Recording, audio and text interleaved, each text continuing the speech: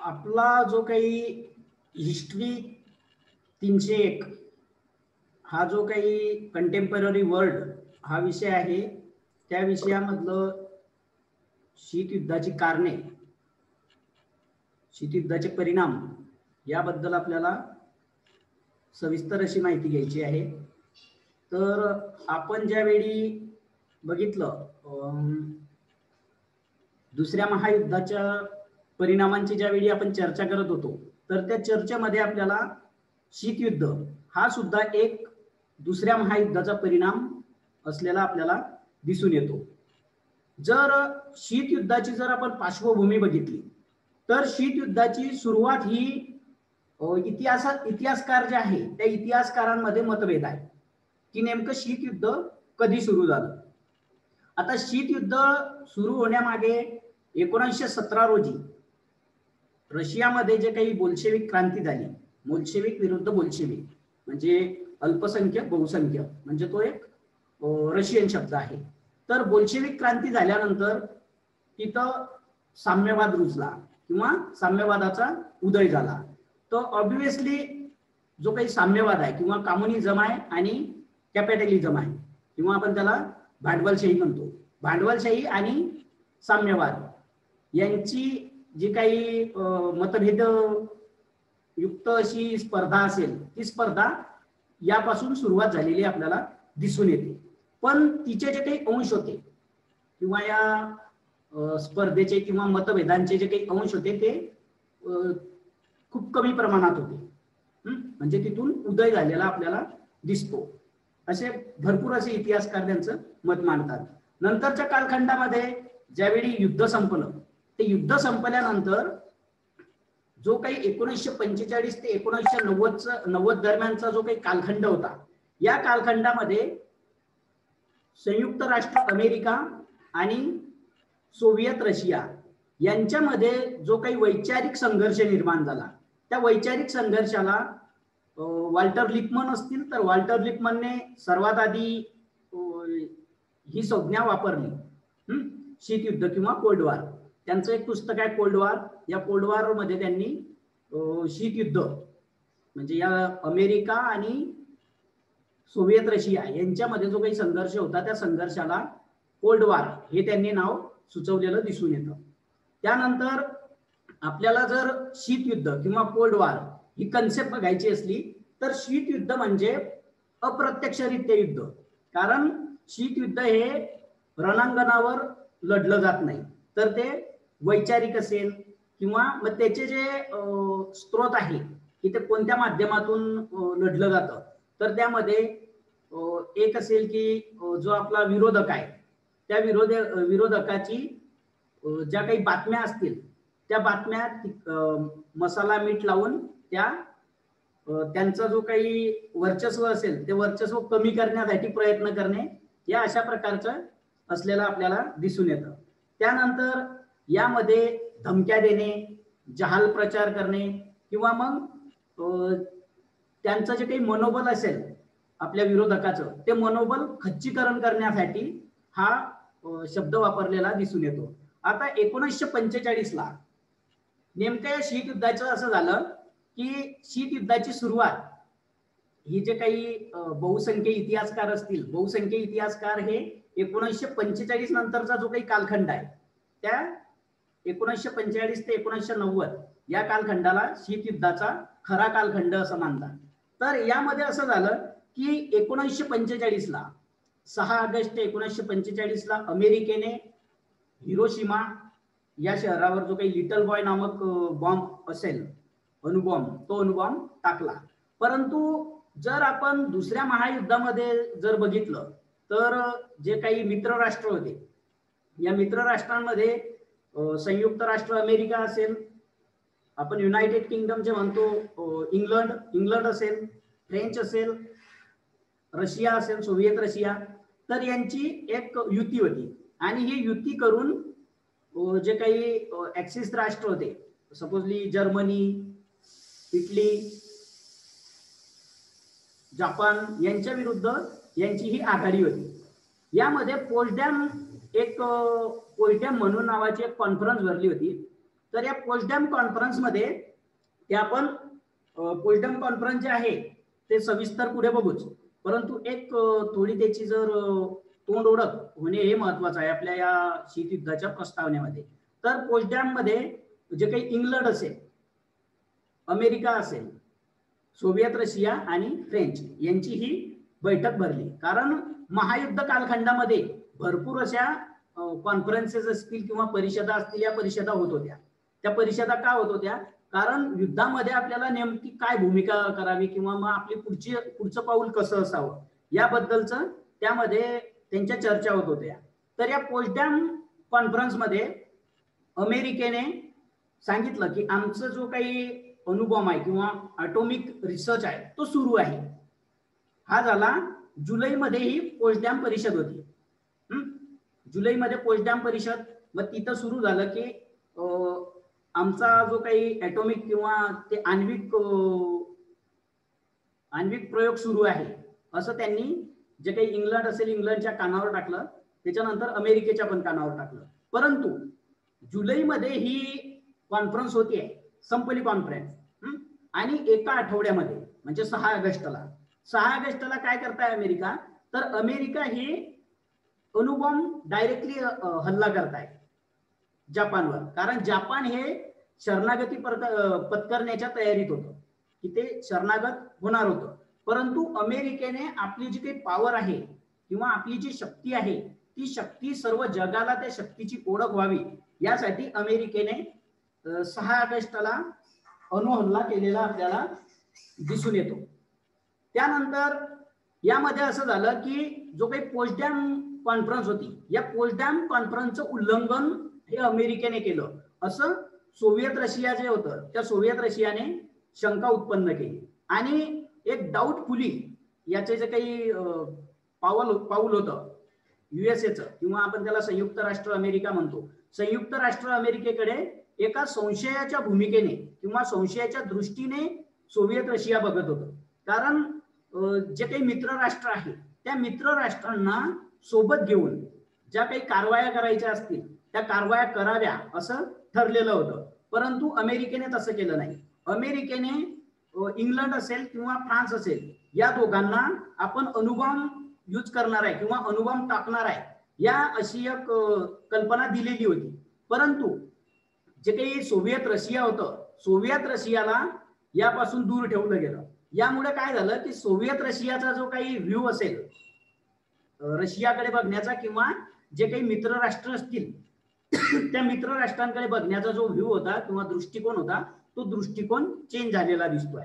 आता यामध्ये अणुहल्ला जो केला अमेरिकेने तो अणुहल्ला या दृष्टिकोनातून केला की संपूर्ण जगावर आपली सत्ता राहावी किंवा महासत्ता म्हणून आपण आपला उदय हा झालेला आहे याची एक चाहूल किंवा याची ओळख ही जगाला करून द्यावी, हा या मागचा दृष्टिकोन असलेला आपल्याला दिसून येतो. आता पहिलं महायुद्ध आणि दुसरं महायुद्ध ह्या ज्या काही होते, या पहिलं महायुद्ध आणि दुसरं महायुद्ध यामध्ये जास्त करून अमेरिकेची हानी झालेली नाही. ती हानी का झालेली नाही तर पहिल्या महायुद्धामध्ये जो काही वुड्रो विल्सन होते राष्ट्राध्यक्ष संयुक्त राष्ट्र अमेरिकेचे, तर वुड्रो विल्सनने अमेरिकेला पहिल्या महायुद्धापासून अलिप्त ठेवलं होतं. अलिप्त होते, परंतु महायुद्ध कालखंडामध्ये ज्या काही दारुगोड्या असतील, रणगाडे असतील, बॉम्ब असतील किंवा वगैरे ज्या काही साहित्य युद्धासाठी वापरलं जातं तर याचे कारखाने अमेरिकेमध्ये होते. अमेरिका यावर उत्पादन भरपूर करत होतं, नफा कमवत होतं पहिल्या महायुद्धामध्ये. दुसऱ्या महायुद्धामध्ये पण तीच परिस्थिती निर्माण झाली. परंतु डिसेंबर 1941 ला आपण ज्यावेळी बघितलं दुसऱ्या महायुद्धाचे परिणाम, त्यामध्ये बघितलं होतं की जपानने ज्यावेळी अमेरिकेचं जे काही बंदर होतं त्याच्यावर हल्ला केला आणि त्या हल्ल्यामुळे अमेरिका हे युद्धात उतरलं. आता युद्धात कधी उतरते ते 1941 ला डिसेंबरच्या, आणि युद्ध कधी झालाय तर 1939, म्हणजे 2 वर्ष अलिप्त आहे अमेरिका. परंतु या 2 वर्षामध्ये मोठ्या प्रमाणामध्ये जे काही युद्ध साहित्य असेल ते युद्ध साहित्य निर्माण केलेलं हे अमेरिकेनं दिसून येतं. तर या युद्ध साहित्याच्या जोरावर अमेरिकेने मोठ्या प्रमाणामध्ये नफा हा कमवलेला होता. आणि जे काही जगाचं नेतृत्व करणारे स्पेन असतील, इंग्लंड असतील आधीच्या कालखंडामध्ये किंवा पोर्तुगाल असतील, यांचं पतन झालेलं आहे. फक्त जो काही इंग्लंड होता तो इंग्लंड कसा बसा उभा होता, परंतु दुसऱ्या महायुद्धामध्ये त्यांची पण जी काही अर्थव्यवस्था असेल ती अर्थव्यवस्था कोलमडीस पडली. त्यामुळे अमेरिकेला एक सुवर्ण अशी संधी होती की जगाला आपल्या शक्तीची ओळख करून देण्यासाठी त्यांना अणुहत्या करणं हे त्यांच्या दृष्टिकोनातून महत्वपूर्ण होतं. आता हे झालं अमेरिकेचं. जर आपण सोव्हिएत रशियाचं बघितलं तर सोव्हिएत रशियामध्ये काय, तर सोव्हिएत रशियाची स्थिती अशी होती की जे काही झार राजवट होती ती झार राजवट जाऊन जे काही बोल्शेविक क्रांती झाली आणि बोल्शेविक क्रांती झाल्यानंतर जे काही पहिलं महायुद्ध होतं त्या पहिल्या महायुद्धात तर रशिया होतं, परंतु त्यांनी माघार घेऊन घेतली होती. आणि माघार घेतल्यानंतर ज्यावेळी लेनिन आले, लेनिन नंतर स्टॅलिन, या दोघांनी जे काही समाजवाद असेल किंवा कॉमिनफॉर्म असेल किंवा जे काही आपण पंचवार्षिक योजना म्हणतो, या 5 इयर प्लॅनिंगच्या नुसार किंवा विविध असे धोरणे राबवून यांनी रशियाला म्हणजे एक विकसित अशी अर्थव्यवस्था करण्यात यांचा हातभार लागलेला दिसून येतो. आता यामध्ये कसं झालं की आपण ज्यावेळी इतिहास बघतो तर इतिहासामध्ये काय, तर एक नियम असतो, तो नियम म्हणजे उदय, विकास आणि ऱ्हास. आता यामध्ये कसं आहे की आधी जे जगावर जे काही कंट्रोल होतं किंवा एक जागतिक शक्ती होती, जर आपण प्राचीन जगाचा इतिहास केला तर आधी आपल्याला कोण दिसतं, तर ग्रीक आणि रोमन. मग ते गेले, ग्रीक रोमन नंतर, कारण ते ऑटो तुर्क हे तुर्क आले नंतर मग मध्ययुगीन कालखंडामध्ये. आणि ज्यावेळी आधुनिक युगाची सुरुवात झाली, जागतिक आधुनिक युगाची सुरुवात, त्यावेळी स्पेन होतं, पोर्तुगाल होतं, फ्रेंच होते, डच होते, यांचं हे जगावर म्हणजे जग या 3 ते 4 शक्तींच्या आजूबाजूला फिरत होतं. परंतु नंतरच्या कालखंडामध्ये काय झालं, तर नंतरच्या कालखंडामध्ये अमेरिका आणि रशिया हे 2 देश उभे झाले. म्हणजे एकाचा उदय होतोय, दुसऱ्याचं पतन होत आहे. आणि सद्यस्थितीमध्ये जर आपण बघितलं तर 1990 ला रशियाचं पतन झालं, म्हणजे सोव्हिएत रशिया तो कोलॅप्स झाला. आणि एकमेव शक्ती कोणती उरली, तर ती एकमेव शक्ती ही अमेरिका उरली. आत्ताच्या कालखंडामध्ये म्हणजे सद्यस्थितीचा जर विचार केला तर अमेरिका विरुद्ध चीन या 2 शक्ती येताना आपल्याला दिसत आहे. म्हणजे हे जे काही चक्र आहे उदय, विकास, ऱ्हास हे निरंतर सुरू असणारं दिसून येतं. आता आपण हे झालं थोडं म्हणजे विषयाच्या बाहेरचं होतं. आता आपण आपल्या पॉइंटवर येऊ. तर या पॉइंटमध्ये जे काही कोल्ड वॉर असेल तर हा कोल्ड वॉर जो शब्द होता तो शब्द जे काही एक वृत्तपत्राचे संपादक होते वॉल्टर लिपमन, या वॉल्टर लिपमनने सर्वात आधी सुचवला होता की हे जे काही युद्ध आहे या युद्धाला त्यांनी कोल्ड वॉर किंवा शीतयुद्ध. आता शीतयुद्धाच्या विरुद्ध हॉट वॉर किंवा गरम वॉर, कोल्ड त्याच्या विरुद्ध हॉट. आता हॉट वॉर म्हणजे की जे युद्ध हे रणांगणावर होतं, रक्तपात होतो, तिथं सर्व काही होतं. म्हणजे शस्त्राच्या सहाय्याने जे युद्ध प्रत्यक्ष रणांगणावर लढलं जातं ते हॉट वॉर. म्हणजे ही कन्सेप्ट वॉल्टर लिपमन यांची. परंतु शीतयुद्ध याच्यामध्ये असं नाही.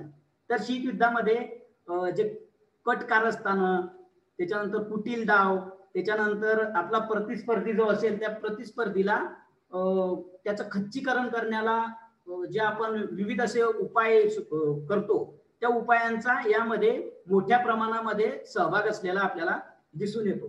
त्यानंतर छुप्या रीतीने जे काही असेल वैचारिक हल्ले, छुप्या पद्धतीने हे वैचारिक हल्ले आपल्या प्रतिस्पर्धीवर करताना इथं दिसून येतात. त्यानंतर एक इंग्रजी लेखक होता जॉर्ज ऑरवेल. या जॉर्ज ऑरवेलने हा जो काही कोल्ड वॉर जो शब्द आहे तो कोल्ड वॉर आपलं जे काही एक पुस्तक होतं यू अँड ॲटॉमिक वर्ल्ड, या पुस्तकामध्ये त्यांनी हा जो काही कोल्ड वॉर आहे हा कोल्ड वॉर शब्द वापरलेला दिसून येतो. कारण अमेरिकेमध्ये आणि रशियामध्ये जो काही वाद सुरू होता तर या 1945 ते 47च्या कालखंडामध्ये हा वाद खूप विकोपाला गेला होता. कारण परिस्थिती अशी निर्माण झाली होती की 1945ला दुसरं महायुद्ध संपत आहे, परंतु जगाला असं वाटत होतं, कारण दुसऱ्या महायुद्धामध्ये अतोनात अशी हानी झालेली आहे, परंतु जगाला असं वाटत होतं की पुन्हा तिसरं महायुद्ध होईल. आणि तिसरं महायुद्ध हे कोणात होईल? अमेरिका आणि रशिया. कारण इतक्या मोठ्या प्रमाणामध्ये जे काही भीतीचं वातावरण होतं जगात, ते भीतीचं वातावरण या शीतयुद्धाने निर्माण केलेलं आपल्याला दिसून येतं. त्यानंतर एक लेखक आहे लुई हॉल. आता लुई हॉल हा जो आहे तो आपल्या the Cold War as history या ग्रंथामध्ये तो असं मांडतो की एका शब्दामध्ये तो पूर्ण शीतयुद्धाची एक कल्पना करून देतो की नेमकं शीतयुद्ध काय. तर यामध्ये तो लिहितो की शीतयुद्ध हे राष्ट्रगटांदरम्यानचा अत्यंत कटुतापूर्ण असा तणाव आहे. आता अत्यंत कटुतापूर्ण, आता या शब्दामध्ये कसं की जे काही दोन्ही देश असतील, सपोजली अमेरिका असेल आणि सोव्हिएत रशिया असेल, यांच्यामध्ये कटुतापूर्ण म्हणजे एखाद्याने जर एखादं इन्व्हेशन केलं किंवा एखादा शोध लावला तर त्याला प्रतिउपाय किंवा प्रतिउत्तर म्हणून दुसरा देश पुन्हा त्या याच्यामध्ये येत होता. त्यानंतर हे जे काही युद्ध होतं, हे युद्ध प्रत्यक्ष शस्त्रांनी लढलं गेलं नाही. तर हे प्रत्यक्ष शस्त्रांनी जे युद्ध लढलं जातं त्या युद्धापेक्षाही धोकादायक होतं. ते धोकादायक यासाठी होतं की हे सांगता येत नव्हतं की ऐनवेळी काय होऊ शकतं.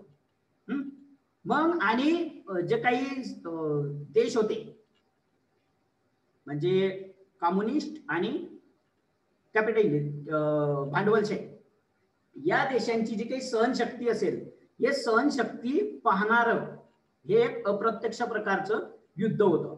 आता यामध्ये असं व्हायचं की असं वाटायचं की अमेरिका आणि सोव्हिएत रशिया हे सोबत आहे. त्यांचे ज्या काही जे सुरू होतं म्हणजे संभाषण सुरू राहायचं किंवा मग जे काही त्यांचे मॅसेज असायचे, ते मॅसेज असे असायचे की जगाला दिसायचं की हे जवळ आहे, परंतु त्यांचे जे काही कुटील कावे होते ते कुटील कावे अलग असलेले आपल्याला दिसून येतात. त्यानंतर आपण यामध्ये बघायचं जर झालं याचे जे कारण होते, तर कारण असे होते की आता बघा, आपण हा जो काही पोल्सडॅम कॉन्फरन्स आहे, ही पोल्सडॅम कॉन्फरन्स उद्याच्या लेक्चरमध्ये याचं पूर्ण डिटेलमध्ये घेऊ. त्यानंतर ट्रुमन डॉक्ट्रिन जो असेल किंवा आपण त्याला ट्रुमन सिद्धांत म्हणतो, तो ट्रुमन सिद्धांत पण आपल्याला म्हणजे एक एक पॉइंट आपण प्रत्येक लेक्चरला डिस्कस करत जाऊ. परंतु हे सर्व जे काही पॉइंट असतील या पॉइंटची थोडक्यात ओळख असणे हे महत्वपूर्ण आहे. आता पोल्सडॅमचं आपण बघितलं की जुलै 1945ला ती पोल्सडॅम कॉन्फरन्स भरलेली होती. आणि यामध्ये काय झालं की जे काही रशिया असेल, या रशियाला थोडं दूर ढकललेलं दिसून येतं. जे काही भांडवलशाही देश असतील, या भांडवलशाही देशांनी थोडं अंधारामध्ये ठेवलेलं दिसून येतं. आता सोव्हिएत रशियाला अंधारामध्ये ठेवण्याचं कारण असं की जगावर जे काही समाजवाद किंवा साम्यवाद आहे, तो साम्यवाद पूर्णतः नष्ट करणे हे एक तत्व हे अमेरिका असेल, इंग्लंड असेल, फ्रान्स असेल यांचं असलेलं आपल्याला दिसून येतं. आणि याचसाठी जो काही ट्रुमन होता, हेनरी ट्रुमन, हे अमेरिकेचे राष्ट्राध्यक्ष, या हेनरी ट्रुमन यांनी जे काही इराण असेल, तुर्की असेल, ग्रीस असेल, हे जे काही देश होते, या देशांवर साम्यवादाचं सावट येऊ नये, साम्यवादाचं सावट येऊ नये यासाठी त्याने मोठमोठी जे काही मदत असेल, आर्थिक मदत असेल, ती आर्थिक मदत जे काही तुर्कस्तान होतं, तुर्की आणि ग्रीक या देशांना दिलेली आपल्याला दिसून येते. आता जगाच्या नजरेमध्ये त्याने असं दाखवलं की आम्ही मदत करत आहोत, परंतु त्यांचा जो काही अट होती, ती अट या प्रकारची होती की जो काही देश ही मदत घेईल त्या देशाने जो काही साम्यवाद आहे त्या साम्यवादाला थारा द्यायचा नाही. म्हणजे एक प्रकारे अप्रत्यक्षरित्या काय होतं, तर जो काही साम्यवाद होता, या साम्यवादाला पूर्णतः नष्ट करण्याचा हा एक प्रयत्न असलेला आपल्याला दिसून येतो. त्यानंतर 1947ला जो काही मार्शल होता, आता हा जो काही मार्शल होता हा अमेरिकेचा अर्थतज्ञ होता. आणि याने 1947ला त्याचा प्लॅन व्हाईट हाऊसला किंवा मग जो काही हेनरी ट्रुमन होते यांच्याकडे सादर केला. तर या मार्शल प्लॅन मध्ये असं होतं की जे काही गरीब किंवा मागास देश असतील या मागास देशांना मोठ्या प्रमाणामध्ये आर्थिक सपोर्ट करावा किंवा आर्थिक मदत करावी. मग त्या आर्थिक मदतीमध्ये त्यांचं अन्नधान्य असेल, दारुगोळा असेल किंवा जे काही मदत असेल ती मदत यामध्ये त्याने आखलेली दिसून येते. परंतु हा जो काही मार्शल प्लॅन होता, हा मार्शल प्लॅन सुद्धा जो काही साम्यवाद होता या साम्यवादाला रोखण्यासाठी एक उपाय असलेला दिसून येतो. त्यानंतर जो काही आयर्न कर्टन म्हणतो आपण, म्हणजे पोलादी पडदा. आता विन्स्टन चर्चिल जे होते, आता या चर्चिलने एक वेळी अमेरिकेशी भेट घेतली होती आणि अमेरिकेला असं सांगितलं होतं, आता जर आपण बघितलं तर हे मार्शल प्लॅन असेल किंवा जो काही ट्रुमन सिद्धांत असेल, हे जे काही दोन्ही सिद्धांत होते किंवा हे प्लॅन होते, या प्लॅन मागे जे काही पडद्यामागची भूमिका होती, ती पडद्यामागची भूमिका कोणाची होती तर विन्स्टन चर्चिलची होती. आता असं होतं की इंग्लंडने काय सांगितलं की जो काही रशिया आहे या रशियावर जर कंट्रोल ठेवायचं असेल, जर कंट्रोल ठेवायचं असेल तर याला एक उपाय आपल्याला सुचवायला पाहिजे किंवा एखादा उपाय करायला पाहिजे. हे अशी त्याने संकल्पना हेनरी ट्रुमनला दिल्यावर हेनरी ट्रुमनने जो काही त्याचा सिद्धांत होता की जे काही गरीब देश आहे त्यांना मदत करायची, परंतु त्याची छुपी नीती अशी होती की या छुपी नीतीमध्ये मदत तर करतोय परंतु जो काही साम्यवाद आहे त्या साम्यवादाला थारा द्यायचा नाही, ही अट महत्वपूर्ण असलेली मांडतो तो. त्यानंतर आयर्न कर्टन म्हणजे जो काही पोलादी पडदा, ही काही संकल्पना आहे, ही संकल्पना चर्चिल याने मांडलेली दिसून येते. कारण असं झालं होतं की महायुद्ध संपल्यानंतर जो काही सोव्हिएत रशिया होता, सोव्हिएत रशिया त्याचे जे काही क्षेत्र आहे म्हणजे ज्या त्याच्या शेजारचे जे काही क्षेत्र आहे त्या क्षेत्रांवर आपला दबदबा निर्माण करत होता किंवा तो आपल्या गोटामध्ये आणण्याच्या प्रयत्नात होता. आता बघा साम्यवादाचं असं आहे की यामध्ये जे काही गरीब असतील, गरीब देश किंवा मागास देश असतील, हे मोठ्या प्रमाणे आकर्षित झालेले आपल्याला दिसून येतात. कारण भांडवलशाहीमध्ये कसं असतं तर भांडवलशाहीमध्ये एखादा व्यक्ती हा सर्व संपत्तीचा मालक असतो. म्हणजे भांडवलशाहीमध्ये जे काही व्यक्तिकेंद्रित संपत्तीचं जे काही नियोजन असेल ते केलं जातं आणि साम्यवादामध्ये कसं असतं पूर्ण समाज. त्याच्यामुळे काय तर हे जे काही मागास देश होते या मागास देशांचा ऑलरेडी जो काही ओढा असेल तो ओढा हा साम्यवादाकडे असलेला आपल्याला दिसून येतो. जर साम्यवादावर कंट्रोल करायचं असेल तर त्याची उपाययोजना करणे हे महत्वपूर्ण आहे, असं इथं जे काही चर्चिल असतील या चर्चिलने मत मांडलेलं दिसून येतं.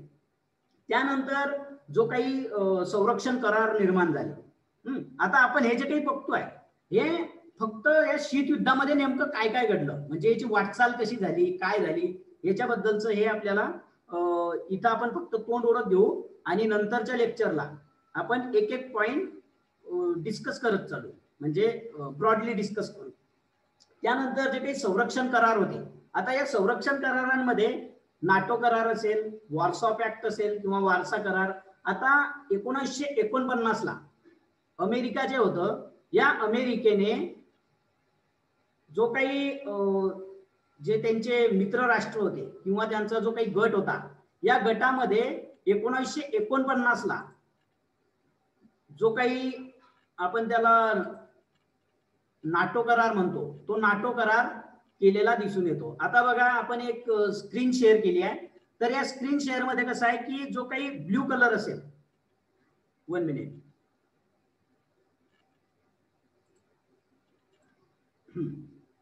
तर यामध्ये हा जो काही अमेरिका म्हणजे युएसए आणि जो रेड कलरचा आहे तो USSR किंवा आपण त्याला सोव्हिएत रशिया म्हणतो. आता बघा जो काही थोडा फिकट असा ग्रीन कलरचा दिसतोय, हा तर हे जे आहे तर अमेरिकेशी जे काही अदर अलाइज असतील ते अदर अलाइज वाले हे देश असलेले आपल्याला दिसून येत आहे इथं पण. आणि इथं जर आपण बघितलं तर हा जो जपान आहे हा जपान पण अमेरिकेसोबत असलेला आपल्याला दिसून येतो इथून. आणि भारत आणि चायना तत्कालीन कालखंडामध्ये किंवा त्या कालखंडामध्ये भारत, चायना किंवा मग हे जे काही अदर आफ्रिकन देश असतील हे देश इथं कोणाच्याही सोबत असलेले दिसत नाही. म्हणजे हे नॉन अलाइनमेंट किंवा अलिप्त असलेले आपल्याला दिसून येतात. त्यानंतर हे जे काही हॉटस्पॉट असतील, जो काही आपण स्टार बघतोय हे स्टार, तर हे हॉटस्पॉट आहे. आता आपण एक इथं बघू शकतो की जे काही प्रॉक्सी वार सुरू झाले होते त्या प्रॉक्सी वार मध्ये जो काही क्युबा होता, तर क्युबाचं जे काही फिडेल कॅस्ट्रो येते ते आपण ते पुढच्या याच्यात बघणारच आहे. जे काही प्रॉक्सी वार एक पॉइंट येईल त्या प्रॉक्सी वार मध्ये नेमके युद्ध कसे झाले आणि त्या युद्धांमध्ये अमेरिका आणि सोव्हिएत रशिया यांची काय भूमिका होती किंवा यांनी कोणकोणते पावले उचललेले आहे हे आपल्याला त्यामध्ये बघायचंच आहे. त्यानंतर हा जो काही फिकट गुलाबी कलर दिसतोय हा सोव्हिएत रशियाशी जे काही अलायन्स केलेले असतील, जे देश सोव्हिएत रशिया सोबत असतील त्यांचे हे इथं ड्रॉ केलेलं आपल्याला दिसून येत आहे. आणि हे जे ब्ल्यू कलरचं आहे अँटी कम्युनिस्ट हे जे काही ठिकाण आहे हे ठिकाण आपल्याला इथं दिसून येतात. म्हणजे एक आपल्याला असं दिसून येतं इथं की या ठिकाणी जो काही पिंक कलरचा आहे परंतु तिथं अँटी कम्युनिस्ट असलेलं दिसून येत आहे. तर आपण पुन्हा आपल्या याच्याकडे जाऊ. तर मग नाटो करारामध्ये काय होतं, तर नाटो करार हा अमेरिकेने केला आणि यामध्ये असं ठरलं की जे काही देश असतील किंवा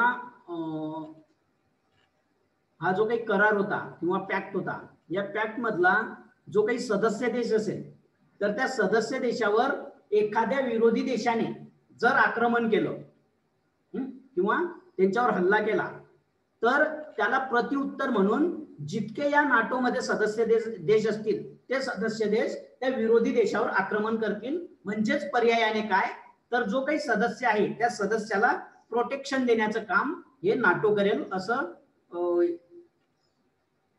या करारामध्ये ठरलेला आपल्याला दिसून येत आहे. आता हा करार करण्यामागचा उद्देश असा होता की आपण मागच्या एक स्लाइड बघितली, त्या स्लाइड मध्ये बघितलं की जे काही देश होते त्या देशांच्या सीमा या सोव्हिएत रशियाशी भिडलेल्या दिसून येत आहे. मग जर भविष्य कालखंडामध्ये सपोजली जर सोव्हिएत रशियाने एखाद्या सदस्य देशावर आक्रमण केलं तर त्याची एक उपाययोजना म्हणून अमेरिकेने कोणतं पाऊल उचललेलं आहे, तर त्यांनी नाटो पॅक्ट किंवा त्याला नाटो करार म्हणतात, हा नाटो करार इथं घडवून आणलेला आहे. आणि नाटो कराराच्या अनुषंगाने एखाद्या देशावर जर आक्रमण केलं, विरोधी देशांनी आपल्या सदस्य देशावर आक्रमण केलं तर त्याला सपोर्टेड सर्व देश येतील. म्हणजे एक विरोधी फडी इथं निर्माण केलेली अमेरिकेकडून दिसून येते. ती फडी ही जी निर्माण केलेली आहे ती सोव्हिएत रशिया विरुद्ध.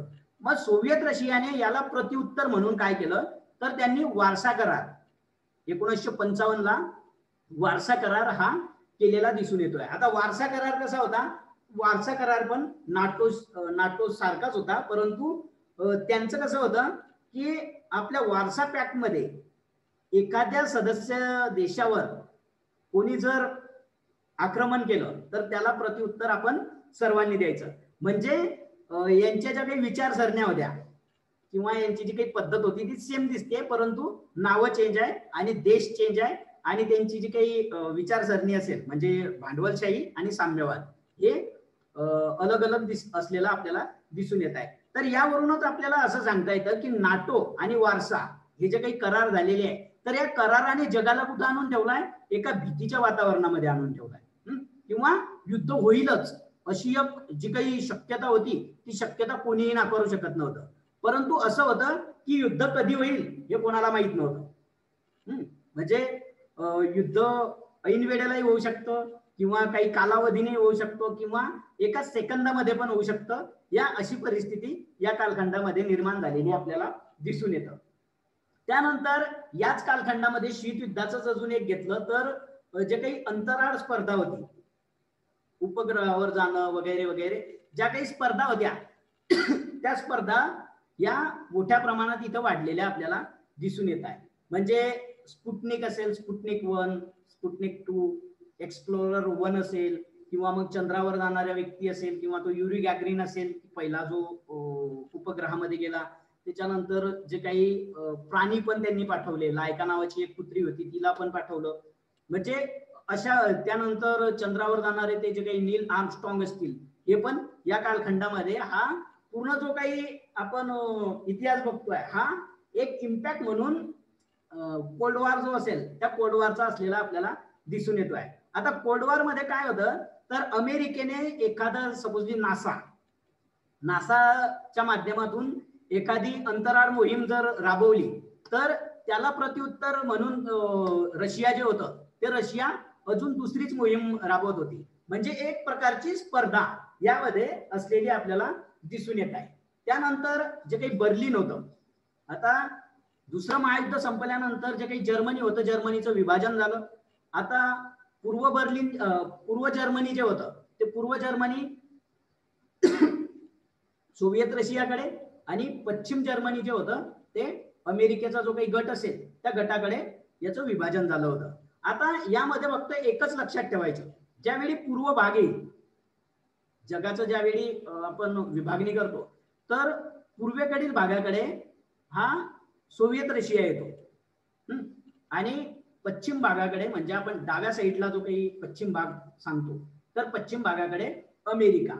म्हणजे जर आपण सेंटर जर घेतलं त्यांचं तर या प्रकारे आपल्याला त्याचं विभाजन करता येते. म्हणजे सपोजली जर लक्षात ठेवायचं आहे तर पूर्वेकडील आपण जो काही ईस्टर्न ब्लॉक आणि वेस्टर्न ब्लॉक बघितला होता तर वेस्टर्न म्हणजे डाव्या साईडचा, आपण आपल्या ज्या पुस्तकामध्ये बघतो किंवा जे वगैरे बघतो ते, तर वेस्टर्न जो होता तो अमेरिकेकडे किंवा अमेरिकेचा गट असेल त्याचं नेतृत्व हे ते करत होते आणि ईस्टर्न ब्लॉक जो असेल तो ईस्टर्न ब्लॉक हा सोव्हिएत रशियाकडे. अशा प्रकारे याची आपण एक ट्रिक घेऊ शकतो. त्यानंतर यामध्ये एक होतं प्रॉक्सी वॉर. आता प्रॉक्सी वॉरचा याचा अर्थ असा आहे की सपोजली दोघांचं भांडण, आता एक म्हण आहे की दोघांचं भांडण आणि तिसऱ्याला लाभ, परंतु यामध्ये तसं नाही. यामध्ये दोघांचं भांडण आणि दोघं त्यांना सपोर्ट आहे. सपोजली ए आणि बी हे दोन देश आहेत. आता ए आणि बी यांच्यामध्ये युद्ध सुरू आहे. आता युद्ध सुरू असताना जो काही सी आणि डी आहे, आता सी आणि डी यांचे जे काही वैचारिक संबंध असतील ते वैचारिक संबंध पूर्ण विरोधाभासी असलेले आहे. म्हणजे एक उदाहरण समजून घेण्याच्या दृष्टिकोनातून सांगतोय आपण की ए आणि बी यांचं भांडण आहे, त्याला सपोर्टेड कोण आहे सी आणि डी. म्हणजे ए ला सपोर्ट कोण करतोय सी किंवा डी एकच कोणीतरी, आणि बी ला सी किंवा डी. जर आपण असं बघितलं की ए ला सपोर्ट सी करतोय आणि बी ला सपोर्ट डी करतोय. मग आता इथं आपण जर एक उदाहरण घेतलं तर या उदाहरणामध्ये ए ला आपण घेऊ सपोजली उत्तर कोरिया किंवा मग ते ज्यावेळी आपल्याला युद्धामध्ये येतील त्यावेळी बघू एखादा देश सपोजली इस्रायल घेऊ. आता इस्रायल ए घेतला आपण, त्यानंतर बी कोण घेतला बी इजिप्त, सी घेतला अमेरिका आणि डी घेतला सोव्हिएत रशिया. सपोजली इस्रायलची बाजू कोण घेतोय, फक्त एक उदाहरणासाठी बघतो आपण, तर इस्रायलची बाजू घेतोय अमेरिका, त्याच्यानंतर इजिप्तची बाजू कोण घेतोय सोव्हिएत रशिया. या दोघांमध्ये आहे लढाई कोणाची इस्रायल आणि इजिप्त, परंतु मेन लढाई कोणाच्या माध्यमातून खेळली जाते तर ती अमेरिका आणि सोव्हिएत रशिया. म्हणजे हे जे काही युद्ध होते या युद्धाला प्रॉक्सी वॉर अशी एक संकल्पना दिलेली दिसून येते. आता या प्रॉक्सी वॉर मध्ये आपल्याला जो काही बघायचं आहे ते कोरियाचं युद्ध असेल की जे काही 38 पॅरलल लाईन होती ती पण बघायची आहे आपल्याला की कोरियामध्ये नेमकं काय परिस्थिती निर्माण झाली होती दुसऱ्या महायुद्धानंतर. आणि कोरिया वार सुरू होण्यामागे अमेरिका आणि रशिया यांची काय भूमिका आहे ती भूमिका पण बघू. त्यानंतर क्युबाचा जो काही मोठा प्रश्न होता, आता क्युबाचा जे काही प्रश्न होता, हा क्युबा प्रश्न जगाच्या इतिहासामध्ये खूप महत्वपूर्ण ठरतो. कारण क्युबामध्ये अशी एकदा परिस्थिती निर्माण झाली होती की जे काही अमेरिका आणि सोव्हिएत रशिया यांच्यामध्ये युद्धच होऊन जाईल अशी परिस्थिती निर्माण झाली होती. कारण रशियाने काय केलं होतं, सोव्हिएत रशियाने जे काही क्युबा होतं त्या क्युबामध्ये आपले जे काही मिसाईल होत्या त्या मिसाईल लॉन्च केल्या होत्या. आणि मिसाईल अशा लॉन्च केल्या होत्या की अमेरिकेचं जितकं काही क्षेत्र असेल किंवा मेन पॉइंट असतील ते मेन पॉइंट इथं निशाण्यावर असलेले आपल्याला दिसून येत आहे. म्हणजे आता सद्यस्थितीला आपण मागे जर काही त्या किम जोंग उन याचं आणि डोनाल्ड ट्रम्प यांची जे काही बातम्या बघितल्या असतील किंवा यांच्याबद्दलच्या ज्या काही न्यूजपेपरमध्ये किंवा काही वाचलं असेल, तर जशी परिस्थिती निर्माण की एक म्हणतो की माझ्या टेबल खाली बटन आहे, तो एक म्हणतो आम्ही निशाण्यावर आहे वगैरे वगैरे, तर अशी परिस्थिती या क्युबामध्ये निर्माण झालेली आपल्याला दिसून येते. ते आपण सविस्तर बघणारच आहोत. त्यानंतर व्हिएतनामचं जे काही असेल ते व्हिएतनाम प्रकरण हे पण आपल्याला बघावं लागेल. त्यानंतर यामध्ये आपण एक हा जो काही सुएझ प्रकरण होतं, हे सुएझ प्रकरण अरब इस्रायल कॉन्फ्लिक्ट किंवा अरब इस्रायल संघर्ष जो होता त्या संघर्षामध्ये सुएझ प्रकरण आपण बघितलेलं आहे, परंतु पुन्हा ते रिपिटेशन आपण करूया. त्यानंतर एक होतं की U2 विमान, हे विमानाचं नाव आहे U2. आता हे जे काही विमान होतं तर शीत युद्धामध्ये आपण काय बघतोय, तर शीत युद्धामध्ये जे काही युद्ध आहे ते प्रत्यक्ष युद्ध नाही आहे. तर यामध्ये हेरगिरी जे आहे, तर हेरगिरी मोठ्या प्रमाणात असलेली आपल्याला दिसून येत आहे. आता निकेता क्रुश्चेव ज्यावेळी राष्ट्राध्यक्ष होते, तर निकेता क्रुश्चेव हे अमेरिकेला जाणार होते मग एक भेट देण्यासाठी. कारण कसं होतं की सोव्हिएत रशिया आणि अमेरिका यांना युद्धापासून परावृत्त करण्यासाठी किंवा युद्ध होऊ नये यासाठी जे काही युनो असेल किंवा अदर देश असतील हे पण प्रयत्नरत होते की या दोघांची भेट व्हावी वगैरे वगैरे आणि यांनी युद्धापासून अलिप्त व्हावं, हा एक प्रयत्न होता.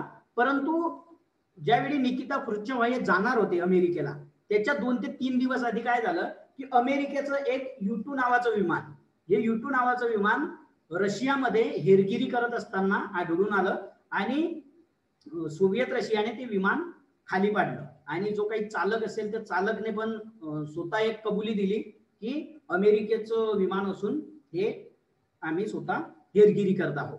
असं एक प्रकारे या ठिकाणी जे काही वातावरण असेल हे वातावरण कलुषित झालेलं दिसून येतं. या प्रकारचे आपल्याला हे पॉइंट घ्यावे लागतील आणि नंतर जे काही पॉइंट असतील ते पॉइंट आपण सविस्तरपणे यामध्ये मांडू. अजून जर आपण शीत युद्धाबद्दल जर बघायचं असलं तर U2 विमानानंतर मग आता जे काही मिखाईल गोर्बाचेव होते त्या मिखाईल गोर्बाचेव पर्यंत आपल्याला यावं लागेल. या अशा प्रकारे हे आपलं आजचं जे काही लेक्चर होतं ते लेक्चर फक्त शीत युद्धाची तोंड ओळख आणि थोडा आपण एक धावता आढावा घेतला. आता हा धावता आढावा घेतल्यानंतर जे काही आहे आपलं स्टार्टिंग होणार आहे उद्यापासून, तर आपण एक एक पॉइंट हा सविस्तरपणे घेऊ. आणि हा सविस्तर घेत असताना यामध्ये असं करू की जे काही MCQ प्रश्न असतील ते MCQ प्रश्नांचा भरणा हा आपण जास्तीत जास्त प्रमाणात करूया. आणि याचा एक असा फायदा होईल की हा जो काही विषय आहे हा विषय आपल्याला जे काही स्वातंत्र्योत्तर भारत आहे, भारताचे परराष्ट्रीय धोरण असेल त्याच्याशी रिलेटेड, म्हणजे त्याला टच देता देता आपण हा शिकू, म्हणजे सर्व काही त्याच्यामध्ये येऊन जाईल. ओके.